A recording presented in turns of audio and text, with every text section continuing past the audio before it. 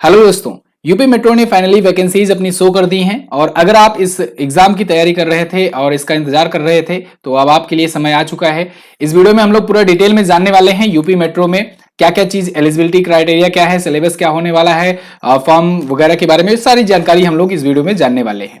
साथ ही साथ कैसे आपको प्रिपरेशन करना है, कब आपका एग्जाम है, सब कुछ हम लोग जानेंगे। बेसिक से लेकर के कुछ और भी जानकारी मैं आपको दूंगा। तो चलिए चलते हैं नोटिफिकेशन पर। यहाँ पर आप नोटिफिकेशन देख पाओगे, ये गवर्नमेंट ऑफ इंडिया और गवर्नमेंट ऑफ यूपी का ज्वाइंट वेंचर होने वाला है। यूपीएमआरसी यानी कि Uttar Pradesh metro railway corporation की तरफ से ये जारी किया गया है। 1 तारीख से फॉर्म फिल होना आपका स्टार्ट हो जाएगा और इसके बाद लास्ट डेट आपका 30 है। 30 नवंबर तक फॉर्म भर सकते हैं आप और एडमिट कार्ड 15 दिसंबर तक आ जाएगा, यानी बहुत ही जल्द ही आपका एग्जाम हो जाने वाला है। एग्जाम की डेट भी इन्होंने डिक्लेयर कर दिया है, 2 जनवरी और 3 जनवरी। हैप्पी न्यू ईयर मनाने के जस्ट बाद आपका एग्जाम होने वाला है। तो 15 तारीख को एडमिट कार्ड भी आ जाएगा। सारी जानकारी हम लोग जानेंगे। चलिए आगे बढ़ते हैं। अच्छा, एक चीज और ध्यान रखिएगा, ये एग्जाम इतनी जल्दी जल्दी हो रहा है तो इसका मतलब है कि आपके पास समय बहुत कम है और जब समय कम है तो ऐसे में दोस्तों प्रिपरेशन बहुत ही जबरदस्त आपको करनी होगी। यहाँ पर वैकेंसीज की डिटेल्स दी गई हैं आपके सामने। अगर आप असिस्टेंट मैनेजर के लिए अप्लाई करते हो सिविल के लिए तो यहाँ पर देखिए सैलरी पैकेज भी वगैरह दिया गया है, पे स्केल वगैरह, और इस पर मैं पूरा डिटेल वीडियो कहोगे आप तो बना दूंगा कि कैसे क्या दिया जाता है। मतलब यहाँ जो दिया गया रहता है ये क्या होता है, कितना इन हैंड सैलरी मिलती है, ठीक है ना, कितना कट जाता है, ये सब हम लोग किसी और वीडियो में जान लेंगे। फिलहाल ये वैकेंसीज के बारे में है। देखो E01 मतलब असिस्टेंट मैनेजर के लिए है, सिविल के लिए 16 पोस्ट आई हुई है और आपके लिए बीई बीटेक सिविल इंजीनियर होना चाहिए, ठीक है, या फिर इक्विवेलेंट होना चाहिए गवर्नमेंट रिकॉग्नाइज्ड यूनिवर्सिटी से। 21 से 28 उम्र होनी चाहिए। बाकी मैं ये नोटिफिकेशन आपको भेज दूंगा टेलीग्राम ग्रुप पर, तो आप वहां से डिटेल पढ़ सकते हो। मोटा मोटा मैं बता दे रहा हूँ। इलेक्ट्रिकल का है अगर तो बीई बीटेक चाहिए, इलेक्ट्रॉनिक्स और इलेक्ट्रिकल एंड इलेक्ट्रॉनिक्स इंजीनियरिंग में चाहिए, ठीक है। और अगर असिस्टेंट मैनेजर की पोस्ट चाहिए आपको तो इस पर एसएनटी में इलेक्ट्रॉनिक से बीटेक होना चाहिए, इलेक्ट्रॉनिक्स एंड कम्युनिकेशन से होना चाहिए या इक्विवेलेंट होना चाहिए। इसके अलावा असिस्टेंट मैनेजर, देखो ये सभी लोग ना बहुत कम ही लोग इसका फिलअप करते हैं। एक वैकेंसीज भी कम रहती है, 1 पोस्ट, 5 पोस्ट, ठीक है, 8 पोस्ट वगैरह। लेकिन सबसे ज्यादा जो भरी जाती है वो होती है जेई की, ठीक है, जूनियर इंजीनियर की। तो जूनियर इंजीनियर की पोस्ट भी ज्यादा है। यहाँ पर आप देख पाओगे सिविल के लिए अगर आप 3 year diploma in civil engineering है तो आपको 43 आपके लिए वैकेंसी आई हुई है। 33,000 से 67,300 तक पे स्केल है आपका।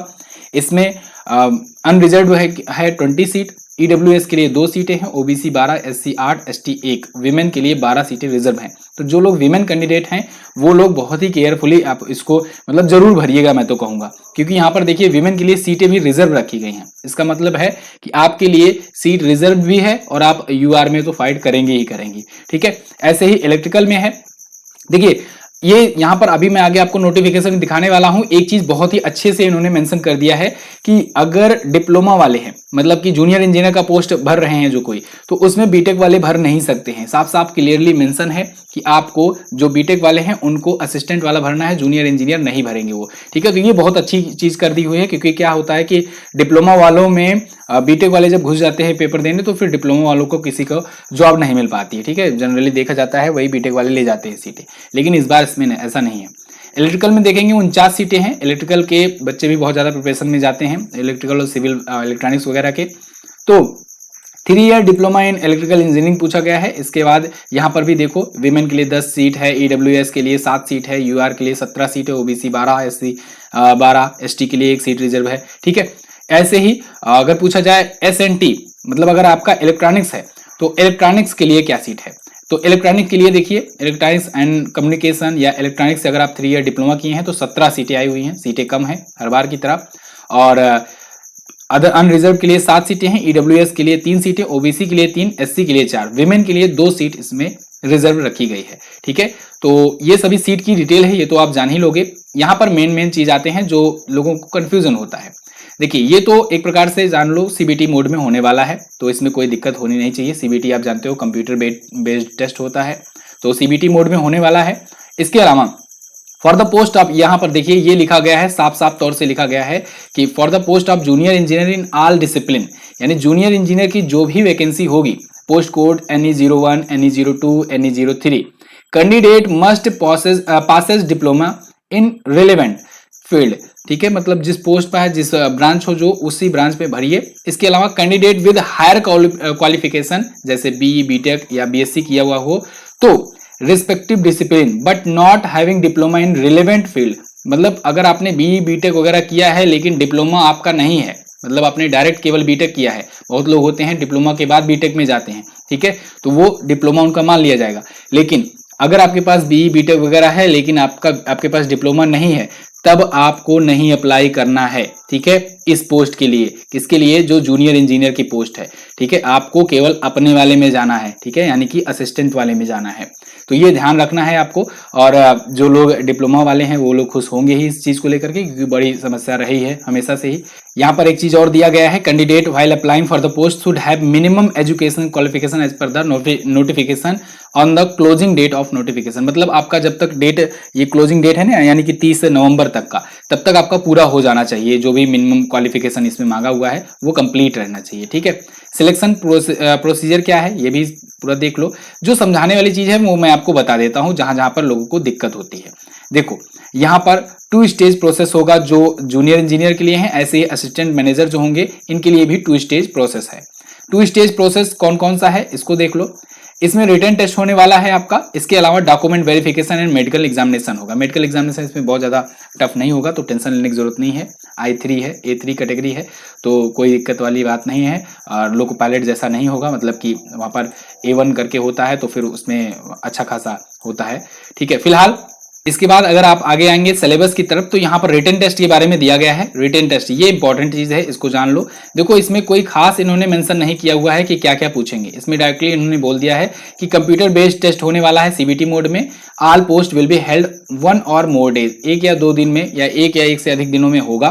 Question paper will be bilingual in English and Hindi, दोनों भाषाओं में होगा। मल्टीपल चॉइस क्वेश्चन होगा ऑब्जेक्टिव टाइप के, ठीक है। जज द नॉलेज ऑफ इंग्लिश, यानी कि इंग्लिश पूछी जाएगी आपसे। General awareness, logical ability, quantitative aptitude, यानी कि मैथ, जीएस और रीजनिंग और इंग्लिश पूछा जाएगा, ठीक है। And knowledge of the discipline, बस। मतलब इसमें इसके अलावा कुछ डिटेल इन्होंने नहीं दिया हुआ है कि कहां से पूछेंगे, किससे पूछेंगे। बस इन्होंने ये बता दिया है इंग्लिश से पूछेंगे, जनरल अवेयरनेस से, लॉजिकल एबिलिटी से और क्वांटिटेटिव एप्टीट्यूड से।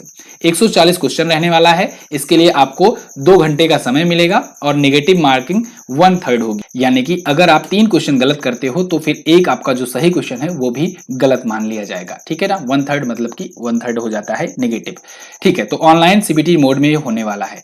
बाकी इससे रिलेटेड जो चीजें और जाननी हो, जैसे कि अभी नीचे और चीजें दी गई हैं आपका कि एग्जामिनेशन सेंटर कहाँ होने वाला है, तो ये भी यूपी के अंदर ही होगा। जो मुख्यतः जो बड़ी बड़ी सिटीज है ना, सभी इसमें इंक्लूडेड हैं, जैसे लखनऊ, कानपुर, आगरा, प्रयागराज, वाराणसी, गोरखपुर, मेरठ, झांसी, बरेली, गौतम बुद्ध नगर, ठीक है, ग्रेटर नोएडा, गाजियाबाद, अलीगढ़, मुरादाबाद, मथुरा, मुजफ्फरनगर, और भी कहा गया है कि और भी हो सकता है बढ़ा दिए जाए एज पर रिक्वायरमेंट। यूपी के ही सिटी में होगा, तो आपको कहीं बाहर भी जाने नहीं दिया जाएगा, मतलब पेपर आपका बहुत दूर नहीं होगा।